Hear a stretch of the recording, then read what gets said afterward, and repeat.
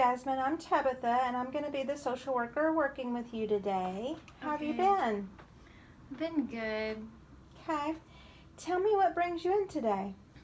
Um, well, as you know, I got those DUIs in the past, and it's not that I'm exactly struggling with alcohol. I don't do it on a regular basis, but I do go to these parties for my sorority, and I have trouble resisting the temptation when I'm at those parties.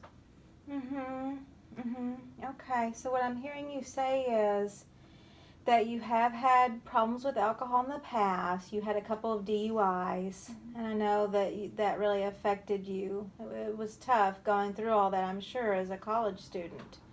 Mm-hmm. And that you've been working hard to try to. Have you been trying to quit drinking or just reduce it? I've tried to quit drinking mostly, but I have drank some Mhm. when I go to the parties or I'm hanging out with my sorority sisters. Okay. So your goal is you would like to quit drinking. Yes. Okay, I understand. Okay, so when you go to the sorority parties, it sounds like you're having a little bit of difficulty with meeting your goal during the parties. Is that right? Mhm. And how does this problem affect you when you're at the parties and you're with your sorority sisters? What usually happens? Well, everyone at the party is typically drinking, and I feel left out or not a part of the group if I'm the only sober one. And also, some of my sorority sisters will kind of pressure me, like they'll hand me drinks or tell me to try this or that I should just drink a little. Mhm. Mhm. Okay. And how long has this been going on?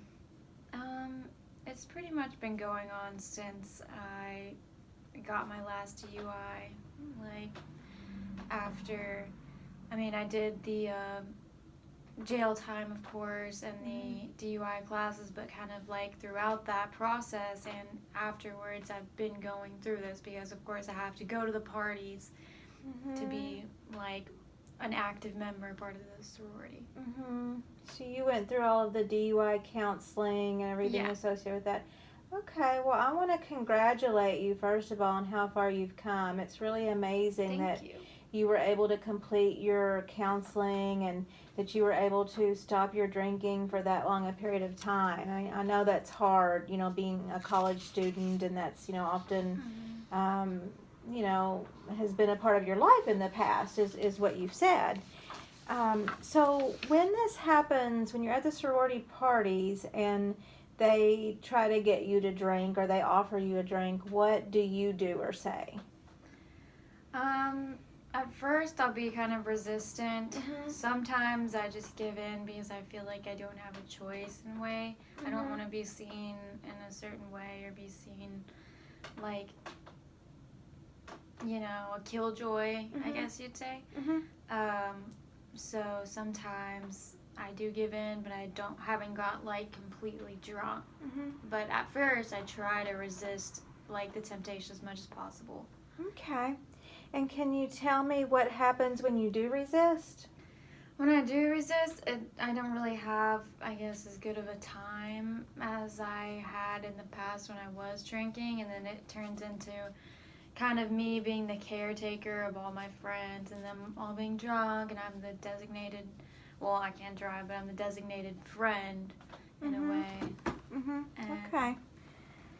I have to kind of just take care of everybody else, and that's not really the role I typically played within my friend group before. Yeah, I understand. So it feels like maybe that everybody's having a great time, and then you get relegated to the role of caretaker, and you're Yeah. not able to have fun because you're making sure that everybody else is okay, and you don't really like that. And I can understand that because you want to still enjoy your time in the sorority too. Yeah. Okay, so is there anything that you have tried um, during these situations that has worked? I mean, for example, have you tried setting a boundary with any of your sorority sisters, talking to them either during the party or beforehand, and telling them how you feel and how it's important to you not to drink, and asking them if they would. Have you tried that? No, I haven't. Okay, well, I mean, what have you tried that has worked? Just just saying like, no thanks, I'm good, I have to study tomorrow, or I have a big thing in the morning, and just basically keep on saying no or resisting. But I haven't like explicitly said to any of my sorority sisters like, please do not offer me a drink. I'm trying to quit alcohol completely. Okay. I haven't tried that. Okay. All right. Well, I want to commend you, first of all, for saying no. It's very brave of you to be able to say no to things like that. And I know there's peer pressure, so that's great that you're able to be brave in that way. Do you think that you could take it a step further and maybe talk to one or two of your sorority sisters beforehand and tell them how you feel, and how, it's important you have a good time, but you don't want to drink, and that at the same time you don't want to be the caretaker or the designated person to make sure everybody's safe. Do you think you could take it a step further and do that? Yeah. How do you feel about that? I think I can do it, and hopefully if they truly care about me, then they'll see that that's what's best for me, and they'll be very accepting of it. Okay.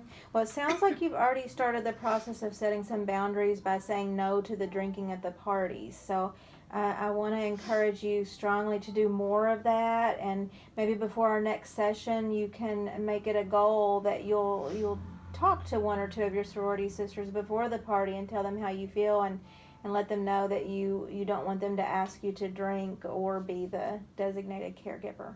Okay? Okay. I'd like to go ahead and set up another session with you, and we can look at your progress. Okay, thanks for coming in today. Thank you.